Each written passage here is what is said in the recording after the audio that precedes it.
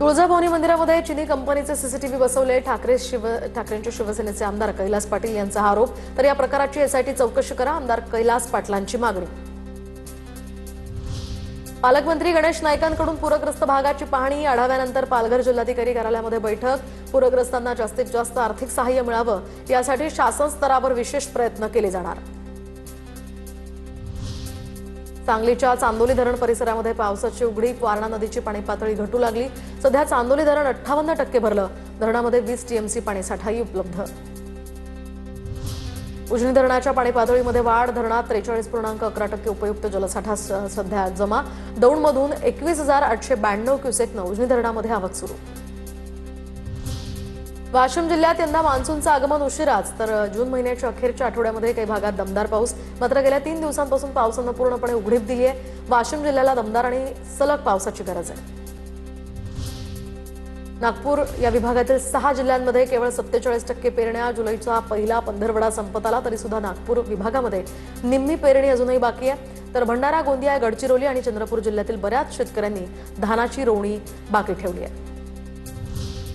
सांगली जिल्ह्यातील कोयना धरणाच्या पाणलोट क्षेत्रामध्ये पावसाची उघडीप। तर कृष्णा नदीच्या पाणी पातळीमध्ये कमालीची घट। 30 फुटांवर गेलेली पाणी पातळी आता 25 फूट 6 इंचांवर। कारंजा तालुक्यातील उंबरडा बाजार परिसर सोयाबीनवर अमेरिकन जायंट मिलीपीड या किडीचा प्रादुर्भाव। किडीमुळे दुबार पेरणीची वेळ येण्याची शक्यता। उपाययोजना करण्याचीही या ठिकाणी शेतकऱ्यांची मागणी। करमाळ्याच्या कामोणे या ठिकाणी पशुवैद्यकीय दवाखान्याच्या स्लॅबचा भाग कोसळला। पशुवैद्यकीय दवाखान्याची इमारत अत्यंत जीर्ण।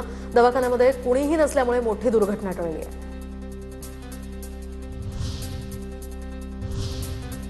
आता बघूया टॉप 9 शहरांच्या बातम्या। लातूरच्या महापौर आणि एका महिला डॉक्टरच्या संभाषणाचा कथित व्हिडिओ व्हायरल। अवंतीनगर भागातील मनपा दवाखान्यामध्ये महापौरांकडून पाहणी। डॉक्टरांनी महापौरांना मी कामात आहे, निवांत बसलेली नाही अशा भाषेत उत्तर दिलं। नागपूरच्या कामठी रोडवरील इंदौर नमकीन या दुकानावर अन्न आणि औषध प्रशासनाची धडक कारवाई। तपासणीमध्ये बुरशी लागलेली मावा बर्फी, मुदतबाह्य मिल्क केक आढळलाय। तर आस्थापनेचा परवाना पुढील आदेशापर्यंत आता निलंबित।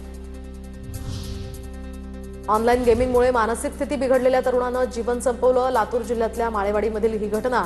स्वतःवर तीक्ष्ण हत्यारांनी हल्ला करत जीवन संपवल्याची घटना। 15,000 लाच मागणाऱ्या पोलीस हवालदारावर लाचलुचपत प्रतिबंधक विभागाची कारवाई। गुन्ह्याचं स्वरूप कमी करण्यासाठी मागितली होती लाच। दरम्यान करडी पोलीस स्टेशनमध्ये हवालदार प्रफुल्ल वालदे याच्यावर गुन्हा दाखल। मतदार याद्यांच्या दुरुस्तीसाठी नागपुरात एसआयआर संदर्भात व्यापक जनजागृती केली जाणार। डिजिटल बोर्ड आणि कचरा संकलन गाड्यातनं प्रचार केला जाणार। 29 जुलैपर्यंत बीएलओंना प्रत्येकी घरी जाऊन नोंदणी करावी लागणार आहे। दुहेरी बोगदा प्रकल्पाच्या आरसी प्लांटमुळे आता प्रदूषण होत असेल तर कारवाई करा। मुंबई उच्च न्यायालयाचे निर्देश। बोरिवली ठाणे या दुहेरी बोगद्यासाठी लागणाऱ्या रेडीमिक्स सिमेंटमुळे आता ध्वनी आणि वायू प्रदूषणाच्या तक्रारी। मुंबईच्या खारमधील जान्हवी कुकरेजा हत्या प्रकरणी एक महत्त्वाची अपडेट। मृत विद्यार्थिनीच्या वस्तू तिच्या आईला परत करण्याचे हायकोर्टाचे आदेश। तर एका टेरेस पार्टीनंतर कथितरित्या हल्ला झाल्यानंतर जान्हवीची हत्या करण्यात आली होती।